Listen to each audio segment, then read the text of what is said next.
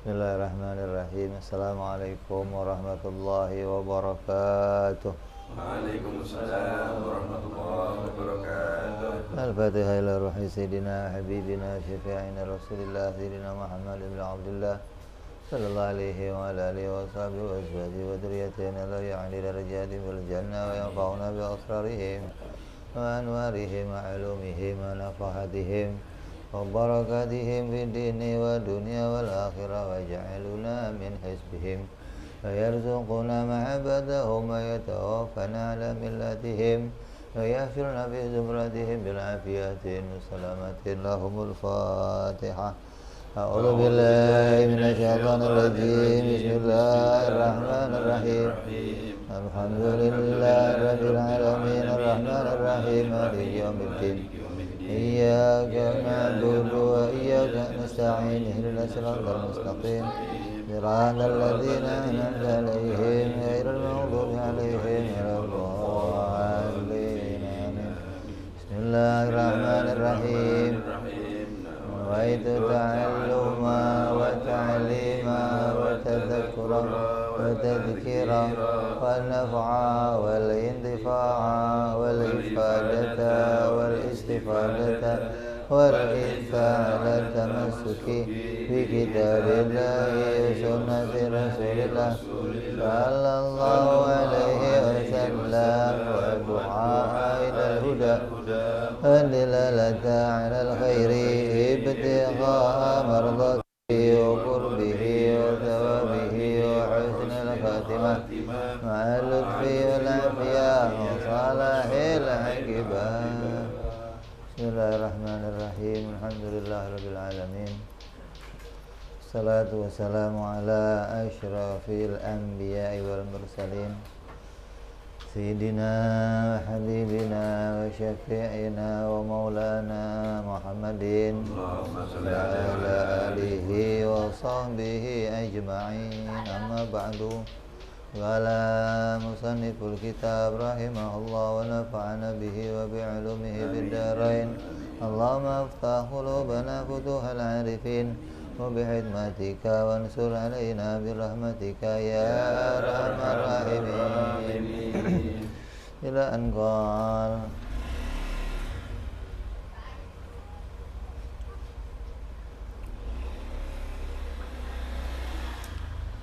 lanjut ini. Lanjut ya. Lanjutin. Terserah lu bagaimana.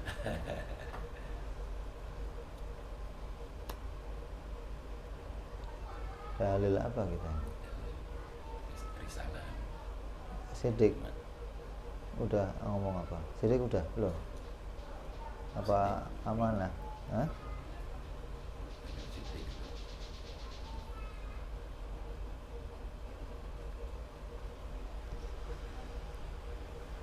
Setelah bicara sifat-sifat para nabi alaihimussalatu wassalam, wajib tiap-tiap orang Islam itu mengenal sifatnya para nabi.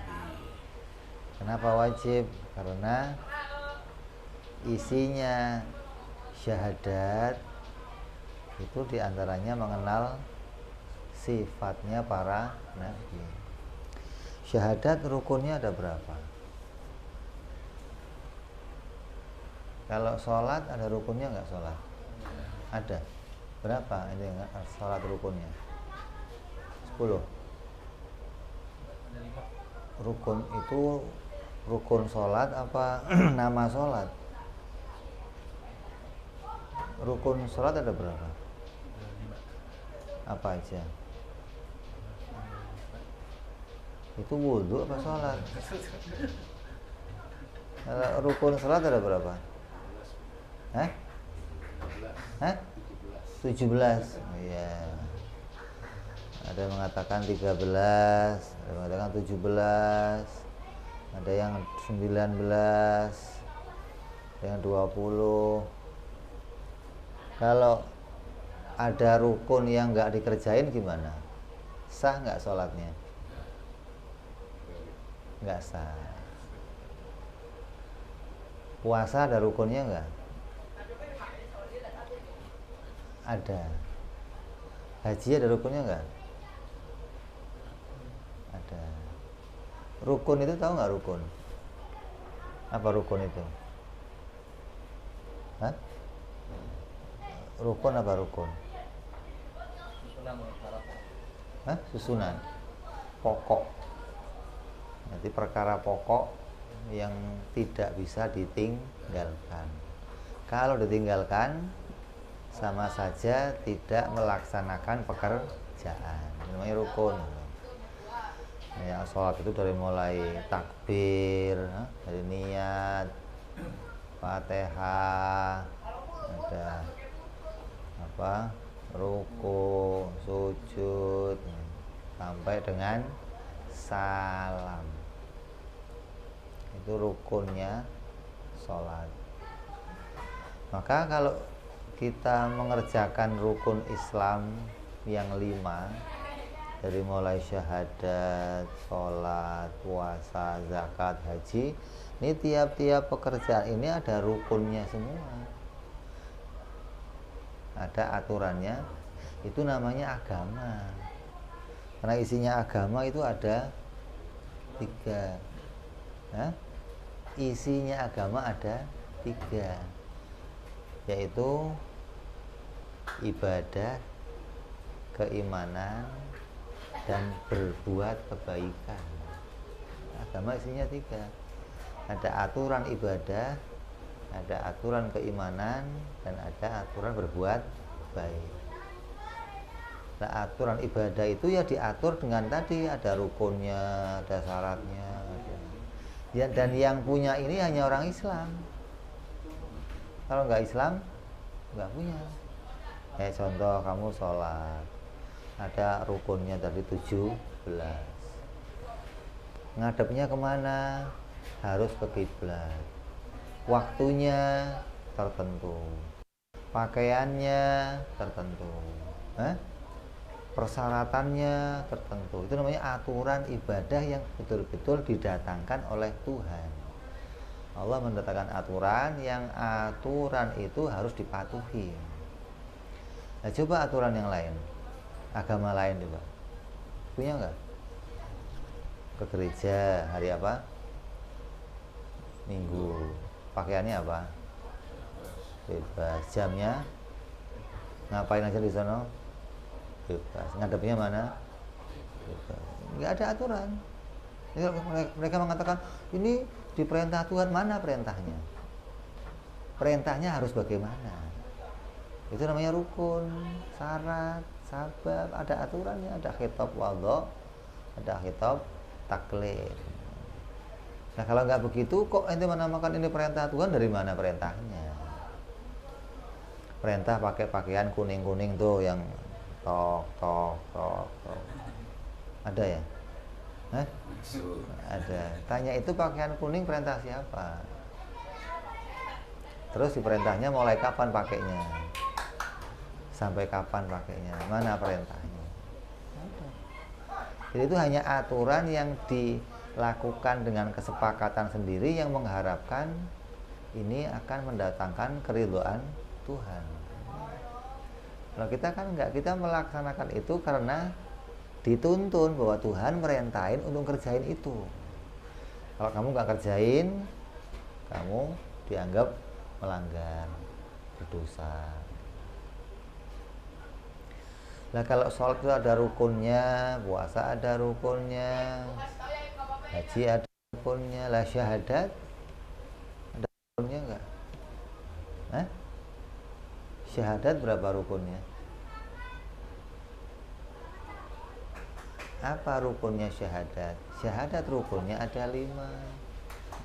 Kalau 5 ini nggak kamu kerjain, berarti syahadat kamu dihitung syahadat main-main, bukan syahadat yang ngikutin perintah. Apa 5 ini? Syahid, masyhud, masyhud alaih, masyhud bih, masyhud alaih, baru syahadat. Syahid, apa syahid? Ada yang bersaksi. Bersaksi siapa?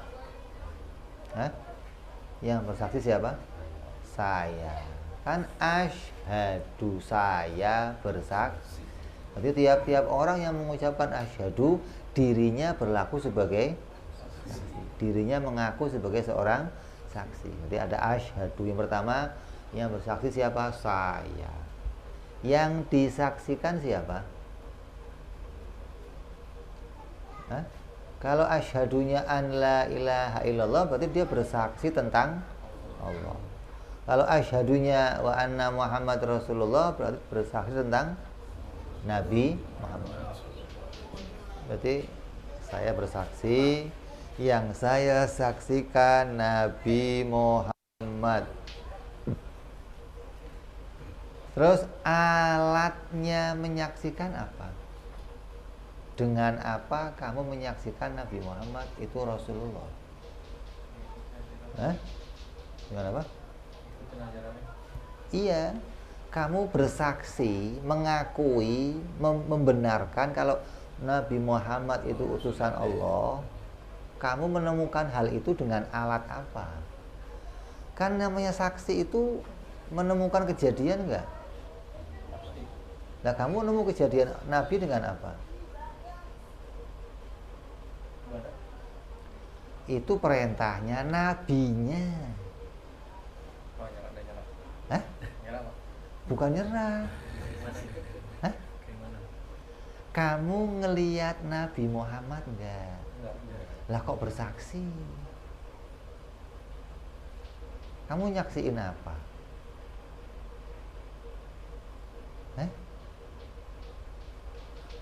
Ada orang dipanggil ke pengadilan terkait kasus Sambo, suruh jadi saksi. Panggil sama hakim, naik. Hakim nanya, apa yang kamu saksikan? Terus dia ngomong, katanya bapak saya sih Pak Sambo bunuh orang. Boleh nggak? Harusnya bagaimana? Melihat. Kalau dia nggak ngelihat? Karena bersaksi itu bisa aja pakai penglihatan, bisa juga pakai pendengaran. Oh, saya dengar Pak, suara tembakan Pak 3 kali. Nah, jadi saksi nggak dia? Pakai apa? Nah, pakai telinga. Nah, sekarang saya nanya, kamu bersaksi kalau Muhammad itu utusan Allah, kamu dengan apa alatnya? Kamu menyaksikannya dengan apa? Orang yang ngelihat Nabi Muhammad pakai mata, ngelihat pakai mata, ketemu nih zaman itu, sahabat-sahabat, semua iman nggak? Semua iman? Nggak ada yang kafir? Ya, berarti nggak semua iman. Semua iman nggak ada yang. Nah, yang kafir kenapa kok? Padahal ngelihat Nabi, kok masih nggak iman, kenapa? Apa terus yang lihat Nabi pakai mata pasti iman? Berarti untuk melihat dia itu Rasulullah pakai apa alatnya? Kalau pakai mata nggak bisa, pakai telinga, nambah nggak bisa lagi. Terus pakai apa? Pakai hati. Pakai mata, hati. Hati yang bagaimana? Hati yang penuh dengan ilmu pengetahuan. Jadi yang bersaksi saya, yang disaksikan Nabi Muhammad. Alatnya apa? Mata, hati. Yang disaksikan apa? Dengan mata hati kamu menyaksikan apa? Apa? Menyaksikan sifat-sifat kenabian. Gitu dong. Menyaksikan sifat seorang utusan ada pada diri Nabi, itu yang saya saksikan. Maka dengan kesaksian itu saya mengakui kalau Nabi Muhammad utusan Allah. Gitu. Apa? Sifat apa sebagai seorang utusan? Pertama, Dia tidak pernah berbohong sejak lahir sampai wafatnya. Itu nggak bisa pakai mata ngelihatnya. Orang Arab itu tahu kalau Nabi itu nggak pernah bohong dari kecil sampai jumpa mereka nggak pernah bohong. Tapi masih nggak mau ngakuin kalau Nabi Muhammad utusan. Padahal sudah jelas sifatnya. Nggak, Nabi itu, semua Nabi itu sifat pertamanya nggak pernah berbohong. Pasti kalau ngomong benar. Terus seorang Nabi tugasnya apa? Menyampaikan berita dari Tuhannya. Nabi Muhammad menyampaikan berita. Mana Al-Quran, perintah sholat, risalahnya. Apalagi seorang Nabi pasti amanat, nggak pernah ngelebihin, nggak pernah ngurangin. Nabi Muhammad amanat. Ini yang kita saksikan nih. Kalau kamu nggak nyaksiin ini, berarti kamu bohong sebagai seorang saksi. Kamu nggak nemu apa-apa, tapi ngaku sebagai saksi. Berarti dalam hati kamu, ketika kamu mengatakan asyhadu anna Muhammadar Rasulullah, harus muncul saya menyaksikan kalau Nabi Muhammad itu orang yang sidik, tabligh, amanah, terus faton. Ditambah lagi apa? Dia membawa mukjizat. Ketika hatinya seorang mukmin menemukan ini, barulah dia disebut sebagai seorang saksi. Di rukunnya berapa? Yang bersaksi, yang disaksikan, alatnya menyaksikan apa dengan alat itu, barulah jadi seorang saksi yang benar. Kalau enggak, kurang dari ini, namanya apa? Saksi palsu. Lah ya dong. Kamu di pengadilan juga begitu. Kok ini enggak terpenuhi, kamu enggak bisa jadi saksi. Maka syahadat juga ada rukunnya. Lah orang sekarang ngajinya buru-buru langsung urusan sholat. Syahadat nggak pernah dikaji.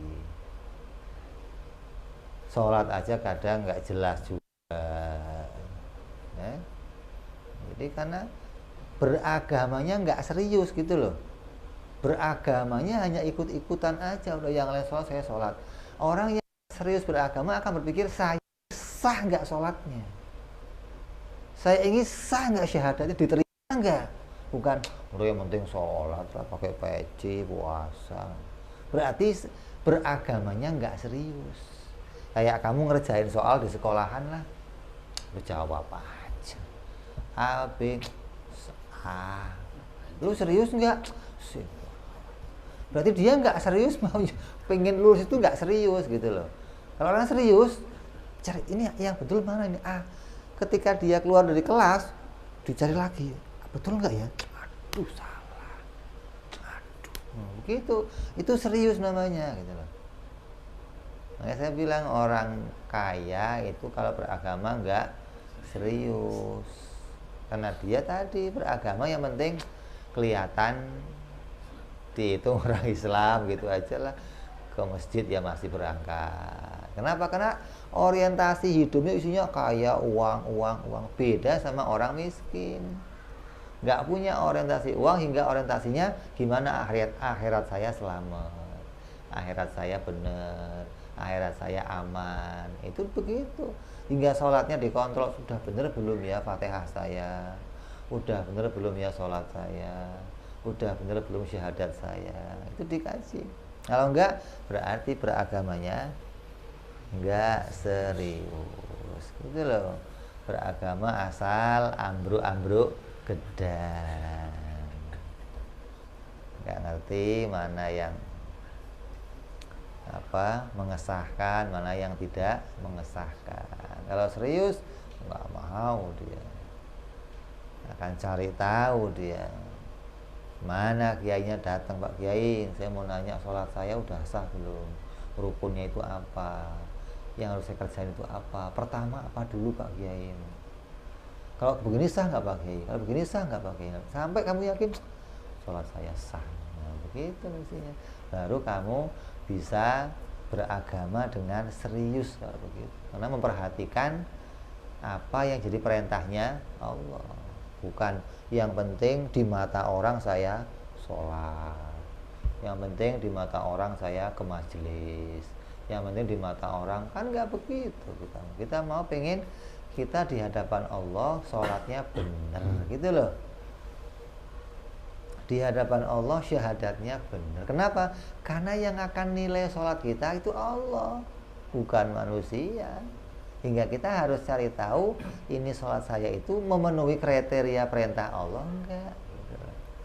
Kalau enggak, ya diperbaiki. Gimana biar baik, gimana biar benar, gimana biar diterima, gimana biar gitu. Makanya rukunnya syahadat ada 5. Saya yang bersaksi, Nabi Muhammad yang kita saksikan, alatnya mata, hati, yang disaksikan sifat-sifat kenabian. Kalau orang Arab melihat pakai mata, yang dilihat apa? Fisiknya Nabi Muhammad. Dia hanya tahu, oh ini Muhammad anaknya Abdullah, orang Arab. Tapi nggak bisa lihat ini Muhammad adalah seorang Rasul, nggak bisa ngelihat. Kenapa? Karena lihatnya pakai mata. Lah kita lihat pakai mata hati. Gimana?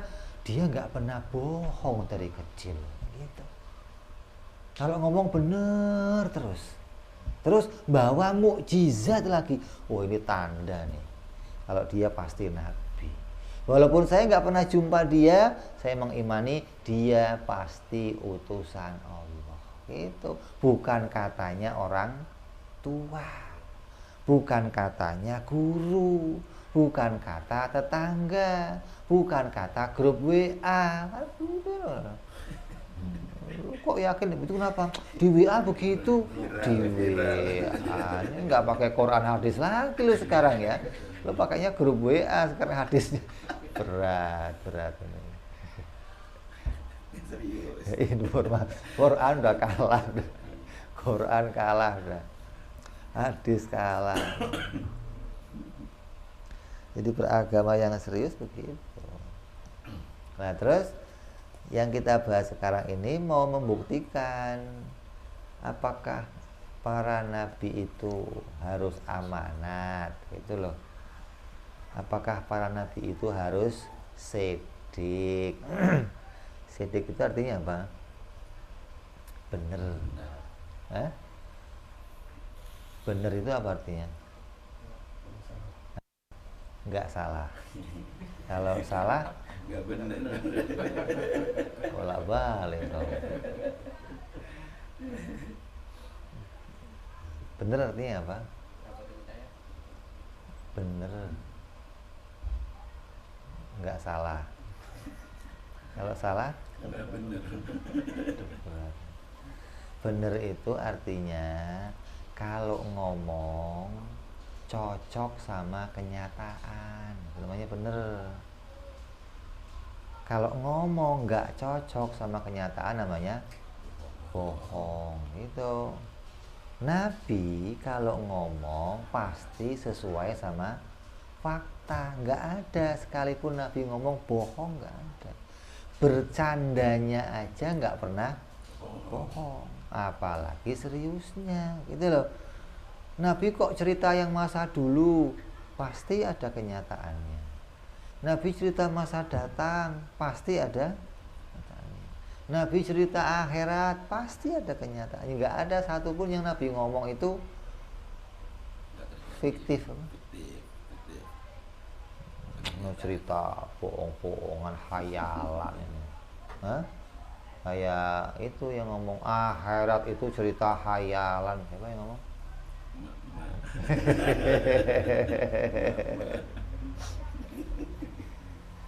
Lah kalau Nabi yang cerita ya bukan hayalan. Kenapa kok bukan hayalan? Karena dia nggak pernah bohong, gitu loh. Nah sekarang kita buktinya apa? Kalau Nabi itu nggak pernah bohong. Nah, tanya nih, buktinya apa? Oh, buktinya Nabi nggak pernah bohong karena Nabi itu dibenarkan oleh Allah. Allah membenarkan kalau dia itu betul-betul seorang Nabi. Kan yang namanya Nabi ngaku nggak di depannya orang? Saya utusan Allah. Ngaku nggak? Apa diem-diem aja gitu? Lu Nabi? Mana ada yang tahu kalau dia Nabi? Ngaku nggak dia? Ngaku saya Rasulullah.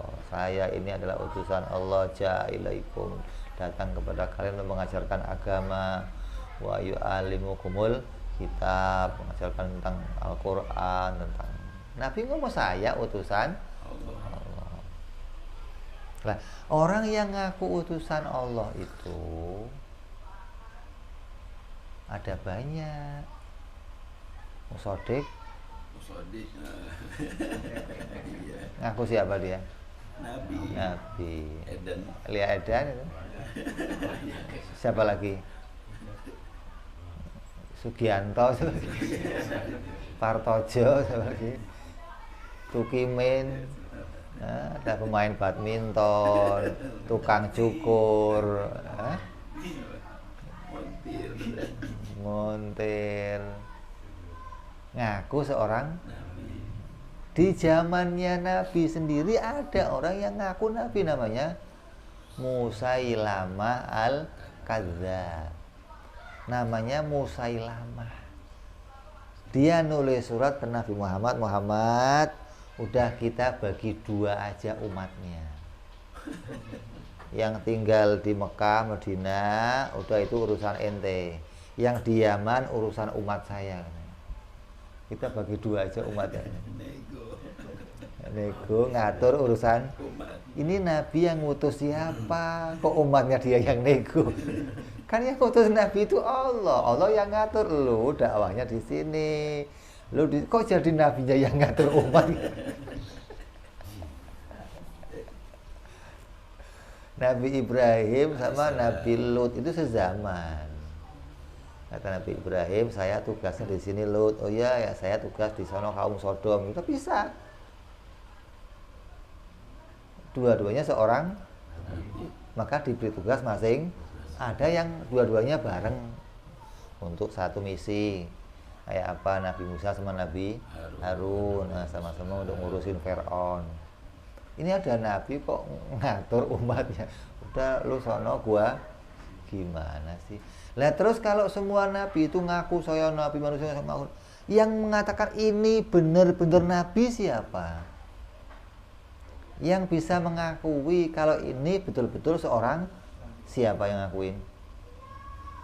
Allah. Itu loh. Allah membenarkan nggak kalau ini betul-betul utusannya? Lah kalau dia bukan utusan Allah, ngaku saya utusan Allah, kira-kira Allah membenarkan nggak? Ente bukan utusannya Pak Lurah, ngaku-ngaku utusan, terus ketemu Pak Lurah, apa kata Pak Lurah? Kan begitu pasti. Masa Pak Lurah bagus, kan nggak ada. Orang bukan utusan Pak Lurah, ngaku-ngaku utusan Pak Lurah. Nah, kecuali Pak Lurah membenarkan, oh bener kamu utusan saya. Nah baru tuh sah jadi utusan Pak Lurah. Gitu dong. Allah menunjukkan kepada para nabinya pembenaran bahwa kamu itu betul-betul utusan saya. Dengan apa Allah membenarkan para nabinya? Dengan meletakkan mukjizat. Gitu. Itu namanya stempel tanda kenabian. Kalau dia kok bawa mukjizat, berarti Allah telah membenarkan kalau dia betul-betul utusan. Kalau dia nggak punya mukjizat, ya nabi palsu, nabi gadungan, mau masuk surga 4 juta. 4 juta. Asik banget. Pesan 4 kursi. Itu kaplingnya berapa? Luas kaplingnya berapa? Gitu. Jadi kalau nggak dibenarkan sama Allah, ya kita nggak tahu kalau ini Nabi beneran gitu loh. Saya mengimani Nabi Muhammad itu betul-betul utusan Allah karena Allah membenarkan kalau dia utusannya. Ketika Nabi ngomong saya utusan Allah, Allah menyertainya dengan mukjizat. Hingga umat mengatakan, ini betul-betul utusan Allah. Mukjizat itu apa? Perkara yang di luar kebiasaan manusia. Itu namanya mukjizat. Kayak contoh begini. Saya utusan Allah. Apa buktinya? Besok buktikan matahari terbit dari barat. Biasanya dari mana? Timur. Nah, ketika saya mengatakan besok matahari akan terbit dari barat, itu hal yang biasa apa luar biasa? Kok betul-betul saya bisa buktikan dari barat muncul? Berarti yang saya katakan dan yang bisa memunculkan matahari dari barat siapa? Allah. Nah, ketika Allah kok memunculkan dari barat, berarti Allah membenarkan ucapan orang ini. Kalau dia betul-betul utusan Allah. Kalau Allah nggak ngakuinya, Allah nggak akan mewujudkan permintaannya sebagai seorang gitu. Nabi Isa, ya Allah, saya utusanmu ya Allah. Maka hidupkan orang ini sebagai bukti aku utusanmu ya Allah. Diusap oleh Nabi Isa, hiduplah orang itu. Tandanya apa? Allah membenarkannya. Gitu. Nabi Sulaiman, Nabi Musa tongkatnya jadi ular. Lah, orang-orang yang nggak mengakui dia itu utusan Allah, ketika melihat mukjizat, apa kata mereka? Sihir, ini mah tipuan mata, ini mah bohongan. Padahal itu tapi karena hatinya nggak mau menerima kebenaran, menganggap itu sebagai sihir, hingga mereka menolak kalau nabi-nabi ini betul-betul utusannya Allah Subhanahu wa ta'ala. Jadi kamu sekarang tahu kenapa saya menerima Nabi Muhammad sebagai utusan Allah gitu. Kenapa? Karena saya bersaksi dan saya menyaksikan sifat-sifat kenabian, kerasulan ada pada diri Nabi. Mana buktinya? Dia sidik. Mana buktinya dia sidik? Nggak ada satupun dalam berita riwayatnya, dalam hadis, dalam Quran yang dia perkataannya bohong. Nggak ada. Nggak ada satu manusia pun yang nggak pernah bohong, nggak ada. Ya hanya Nabi Muhammad Sallallahu Alaihi Wasallam. Hanya para nabi-nabinya Allah. Itu nggak ada lapangan lain apa? Biasanya nggak di situ nggak? Sengaja ini berarti. Ada yang bayar apa?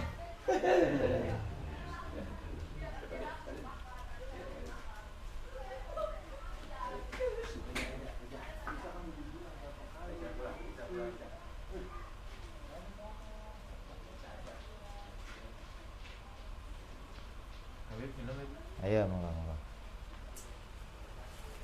Nyambung apa nyambung? Nyambung. Bener. Jadi kita bisa membuktikan kalau Nabi Muhammad SAW itu betul-betul utusannya Allah. Makanya kita bersaksi itu. Nah, kalau kamu nggak ngaji ilmunya tentang bersaksi, nanti kamu nggak ngerti apa yang saya saksikan, alatnya apa menyaksikan. Kalau anak-anak kita nggak diajarin ini, nggak ngerti. Makanya ilmu ini ilmu yang penting untuk diajarkan ke anak-anak kita, ke istri kita, gitu. Fardu ain. Kenapa? Karena rukun Islam itu ada 5 dan masing-masing harus kita kerjakan. Dan masing-masing ada aturannya dalam mengerjakannya, ada rukunnya. Syahadat ya ada rukunnya, sholat ada rukunnya gitu. Kalau kamu nggak memenuhi rukunnya, berarti kamu tidak mengerjakan perbuatan itu gitu. Yang bersaksi siapa? Saya. Yang kamu saksikan siapa? Allah. Alatnya apa? Nggak tahu. Nyaksiin apa? Nggak tahu juga. Tapi jadi saksi. Loh gimana sih ente kok nggak? Hah? Oh, ini lu saksi gadungan lu kayaknya. Gitu. Lah, kita lagi belajar sekarang mengenali sifat sidik, tabligh, amanah, fatona. Nabi itu sidik dan bisa dibuktikan kalau dia betul-betul sidik. Dengan apa? Allah memberikan dia mukjizat. Lah, beda seperti Musailama al-Kadzdzab. Musailama juga begitu. Kata Musailama, kata umatnya apa? Musailama, Muhammad, ada orang datang ke dia matanya sakit, diusap sama Muhammad sembuh. Coba anak saya nih sekarang sakit, usap matanya coba Nabi Musailama biar sembuh. Begitu diusap sama Musailama buta. Itu tandanya apa? Allah tidak membenarkan dia. Yang dia minta malah dijadikan sebaliknya oleh Allah. Gitu. Tandanya Allah nggak membenarkan gitu. Ada lagi seorang anak kecil dibawa ke sono. Anak-anak kecil itu dulu kalau datang ke Nabi minta diusap rambutnya biar rambutnya bagus, tebel. Ada seorang datang ke Musailamah bawa anaknya sambil minta diusap rambutnya. Begitu diusap pulang rontok. Dan rontoknya sampai mati nggak tumbuh lagi. Bayangkan itu. Itu namanya ihanah. Allah menjadikan yang sebaliknya dari yang dia minta. Tandanya Allah tidak membenarkan. Ada lagi Nabi sedang jalan ke satu daerah, tiba di satu sumur, sumurnya asin. Ditulis sumur asin, nggak boleh diminum, hewan juga nggak boleh minum, sumur asin diharap.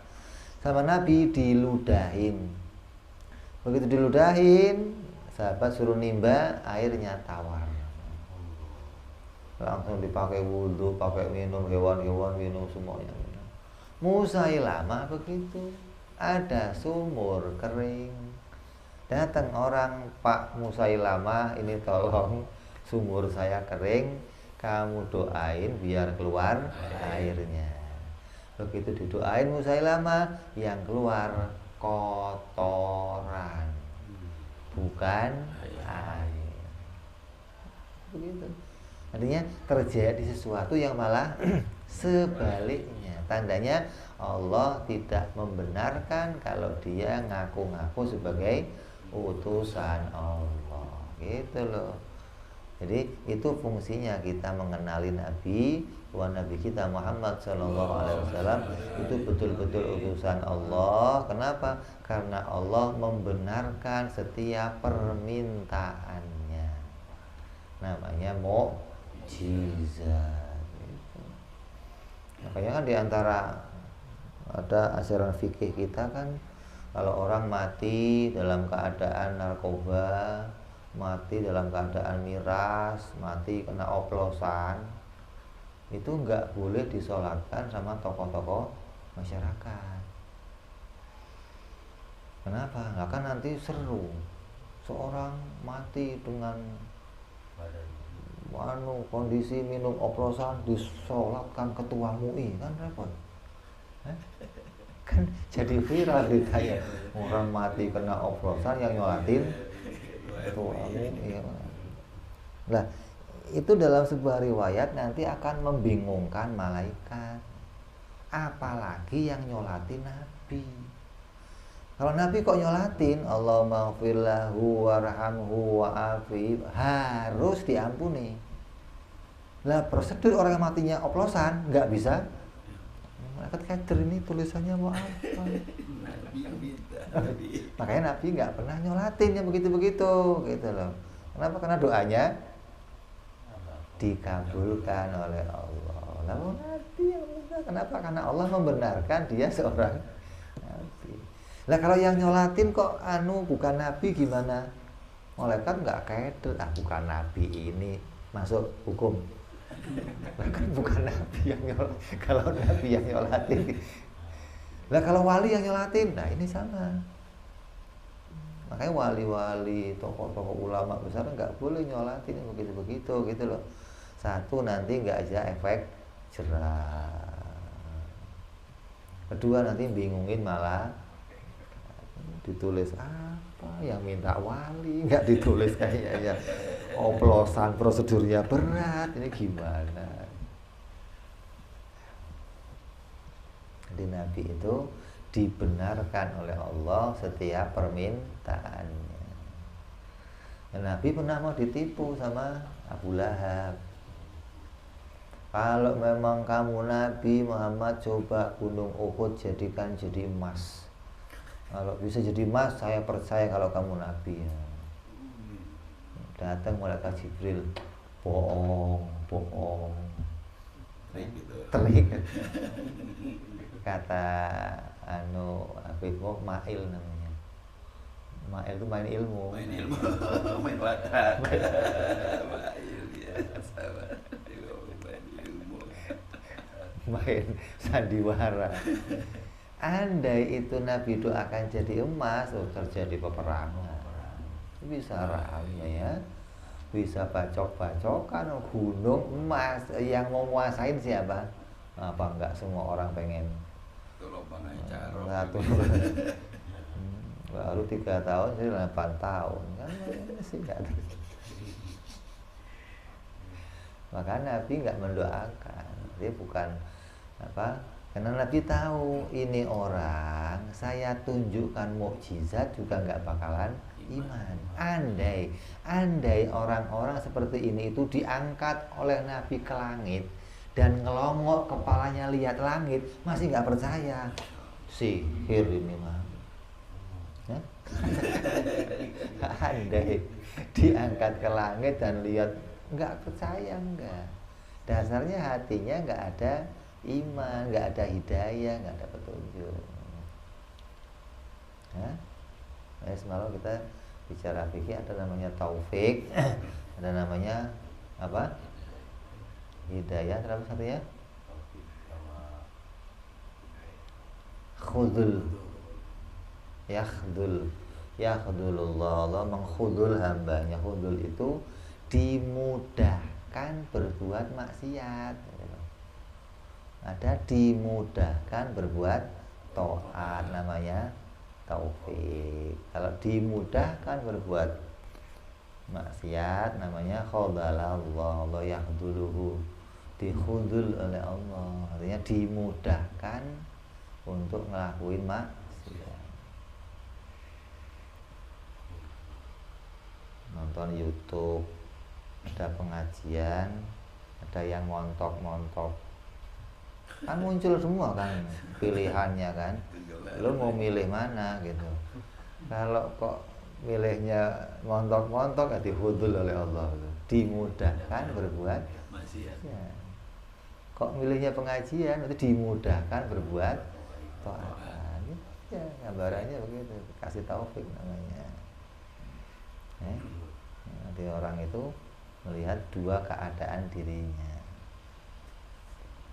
Nah kalau Seorang yang dikasih hidayah, bagaimana kasih taufik? Ya senantiasa dimudahkan oleh Allah untuk milih kebaikan, untuk percaya Nabi, percaya mukjizat, percaya gampang aja, nggak ada sulitnya. Tapi kalau sudah nggak diberikan kemudahan atau ditampakkan masih ditolak. Mukjizat di depannya diomong sih, ya. Tongkatnya Nabi Musa dilempar jadi 5 sihir. Dibuktikan, dimakan semuanya. Ini bukan sihir, enggak sihir. Kalau sihir nggak bisa makan, nggak ada ular sihir makan, nggak ada. Kalau ular bisa makan, ular asli berarti. Dan dibuktikan masih nggak itu namanya Allah mempersulit atau nggak kasih kemudahan untuk menerima kebaikan. Jadi bersyukur hamba-hamba Allah yang masih diberikan oleh Allah pertolongan, bisa berbuat kebaikan, dimudahkan untuk taat, dimudahkan untuk taubat. Orang bisa taubat itu kemudahan dari Allah.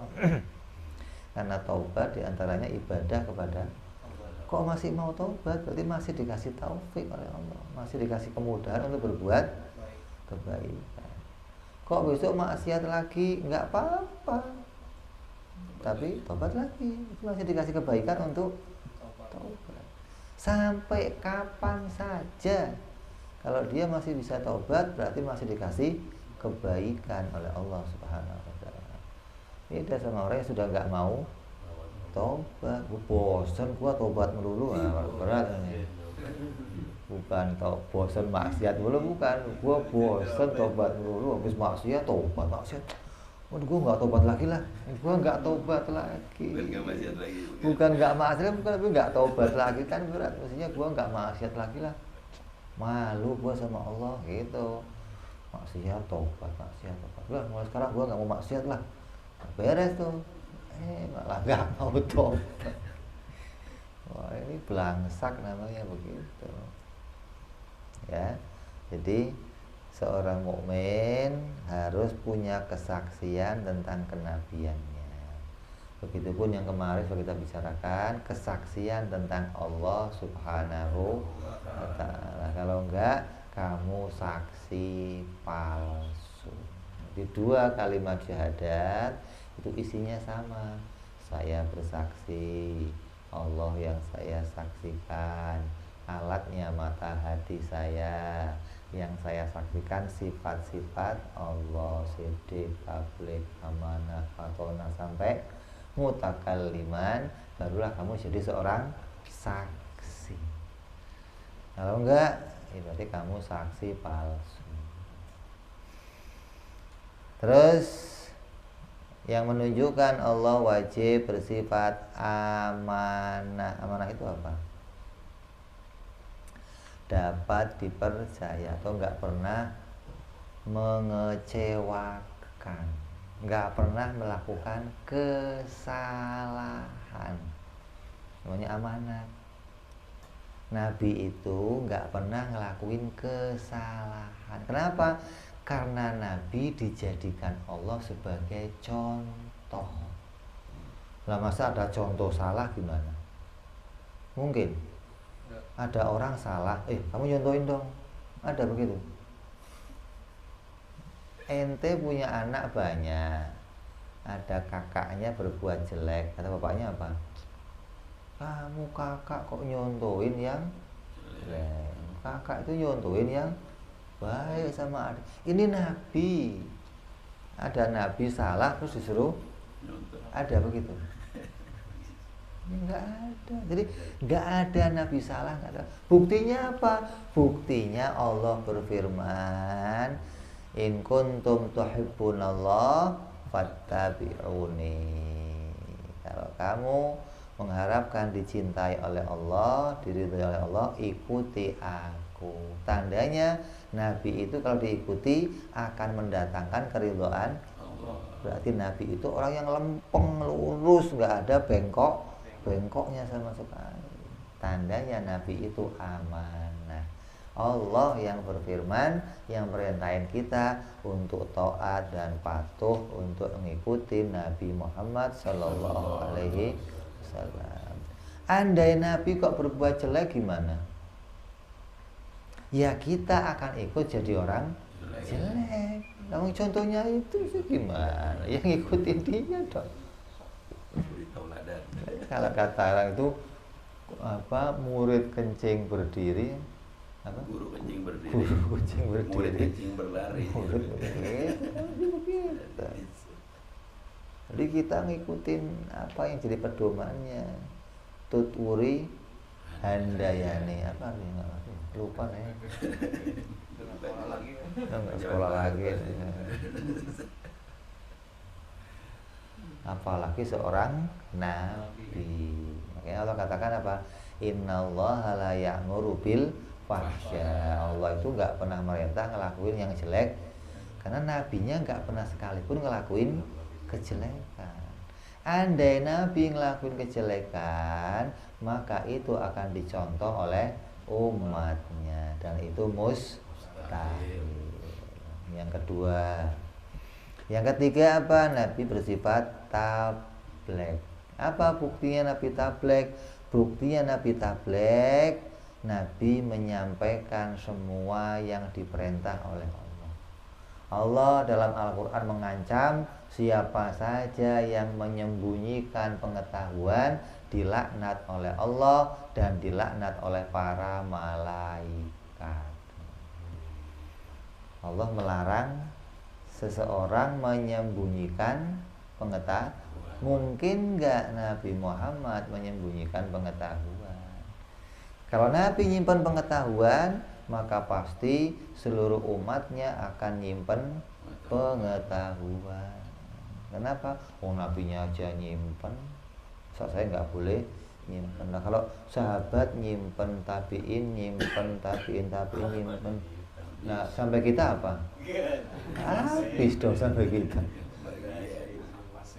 Tapi nyatanya kan enggak, Quran sampai kita masih utuh, hadis masih lengkap, agama masih lengkap, nggak ada yang kurang. Tandanya nggak ada satu dari mereka yang menyembunyikan pengetahuan. Semua info dari Allah, berita dari Allah disampaikan. Terus yang keempat, buktinya Nabi bersifat fatonah, yaitu cerdas. Apa buktinya Nabi cerdas? Buktinya Nabi cerdas, Nabi bisa membantah musuh-musuh. Nabi bisa melawan musuh-musuhnya ketika mereka meragukan ajarannya. Nabi buktikan, ini loh buktinya kalau ajaran saya benar. Argumen. Yang dikatakan apa dalam Quran? Wajadilhum billati hiya ahsan. Ya Muhammad, kekasihku, kata Allah, bantahlah musuh-musuhmu dengan bantahan yang baik. Allah merintahin Nabi membantah mereka. Berarti Nabi punya kemampuan untuk membantah para musuh-musuhnya. Siapa itu? Orang-orang kafir yang meragukan kalau dia adalah utusan Allah, ngeraguin kalau ajarannya adalah ajaran Allah. Kata orang-orang apa namanya, biksu-biksu, apa ajaran Muhammad ajaran yang kejam, hewan disembelih, onta disembelih, semua disembelih, ayam-ayam, pitik-pitik disembelih semuanya, kejam. Kita itu manusia yang kasih sayang, jangan saling membunuh, cukup makan sayuran, cukup makan apa lagi garting aja. Ini dia menganggap ajaran Nabi Muhammad nggak cocok sama kenyataan. Manusia itu harusnya orang yang penuh kasih, bunuh hewan-hewan. Nah, ajaran Islam itu ajaran yang sudah cocok sama fakta. Nggak ada satu ajaran yang lain yang bisa diterima oleh manusia sesempurna ajaran agama Islam. Mana buktinya? Itu motong kambing dari mana perintahnya, dari mana bukti kenyataannya? Buktinya nggak usah lihat kemana-mana, lihat mulut ente. Di mulut ente Allah naruh bukti. Apa itu? Allah ciptakan gigi geram buat makan kambing dong, sama aja lo kayak kambing. Gigi taring. Taring buat makan apa? Jarang saya gunain. Emang begitu emang begitu. Jadi karena ada taring inilah jadi bukti kita diciptakan untuk makan daging gitu loh. Berarti apa yang diajarkan untuk nyembelih kambing itu benar kenyataan. Kenapa? Disiapkan di dalam diri kita alat untuk makan kambing. Kalau alat ini nggak ada, tapi kok Nabi nyuruh makan kambing, mengada-ngada berarti dia. Saya nggak punya alat untuk makan daging, kok diperintah suruh makan daging. Tapi kan enggak, kita dikasih alat oleh Allah dan Allah perintah kita makan daging. Lah, andai kok kamu dilarang jangan makan daging, enggak baik, berarti apa yang Allah bikin kamu sia-siakan. Makanya gigi taringnya sia-sia. Kenapa? Karena enggak pernah dipakai.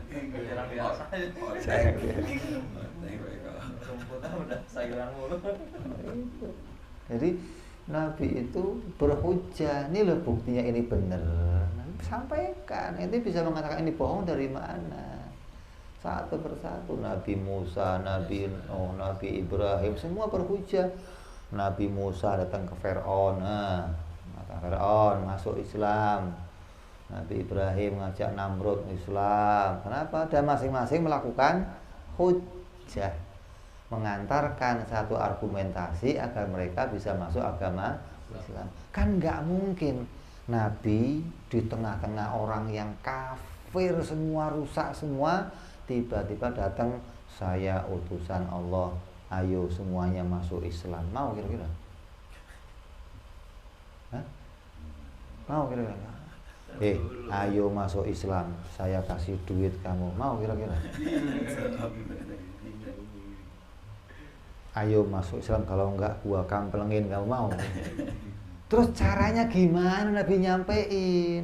Kalau enggak dengan hujah gitu loh, dengan argumen, ini ajaran benar, yang kamu sembah itu salah, bukan Tuhan. Ini loh buktinya, ini buktinya. Nah, itu mereka, oh iya benar juga Muhammad. Sampai mereka ikut masuk agama Islam satu begitu. Itu namanya Nabi Fato. Ya, jadi kita bisa buktikan bahwa apa yang kita saksikan, kalau Nabi Muhammad itu utusan Allah, itu betul-betul sifatnya seorang Nabi. Sidiknya ada, amanahnya ada, tablignya ada, fatonahnya, ditambah mukjizatnya ada, maka saya ngakuin, saya meyakini, saya bersaksi dia betul-betul utusan Allah. Dan ini nggak bisa dibolak-balikkan lagi. Mau kamu dipaksa siapa aja untuk mengatakan Muhammad bukan utusan, nggak bisa. Kenapa? Karena lihat faktanya, lihat buktinya, lihat kenyataannya, katanya orang gitu. Ini menunjukkan seorang saksi, dia menyaksikan tentang kenabian ini pakai ilmu pengetahuan, bukan pakai feeling. Perasaan saya sih ini nabi, pakai perasaan saya. Kan berat kalau perasaan saya. Hasil penerawangan saya. Ada iman kok pakainya feeling, pakai terawangan. Nggak beres. Iman itu harus pakai bukti hingga kamu jadi orang yang yakin, nggak sampai hatinya gonjang ganjing, nggak sampai datang keraguan, kebimbangan. Itu namanya dengan modal ilmu pengetahuan. Mudah-mudahan kita semua senantiasa diberi oleh Allah iman, Islam, hati yang kuat, diberikan taufik, diberikan kemudahan untuk bisa taat kepada Allah, untuk bisa tunduk kepada Allah, selamat dunia sampai akhirat, membawa iman Islam. Amin ya rabbal على هذه النية وعلى نيات صالحة وإلى حضرة النبي. الفاتحة. أعوذ بالله من الشيطان الرجيم. بسم الله الرحمن الرحيم. الحمد لله رب العالمين الرحمن الرحيم مالك يوم الدين. إياك نعبد وإياك نستعين اهدنا الصراط المستقيم صراط الذين أنعمت عليهم غير المغضوب عليهم ولا الضالين آمين. يا ربنا اعترفنا في أننا اقترفنا وأننا أسرفنا على لظى أشرفنا فتب علينا توبة تغسل كل حوبة أستر لنا عوراتي وأمين روعتي واغفر لوالدينا ربي ومولودينا والآل والإخوان وسائر الهلان وكل ذي محبة أو جيرة أو صحبة والمسلمين أجمع أمين ربي اسمع فضلا وجودا منا لا باكتساب منا بالمصطفى رسولنا الله بكل سولي صلى وسلم ربي عليه عند الحب وآله وصحبه عدد طنس صحبه والحمد لله بالبدء والتناهي سبحان ربك رب العزة عما يصفون سلام على المرسلين الحمد لله رب العالمين. السلام عليكم ورحمة الله وبركاته.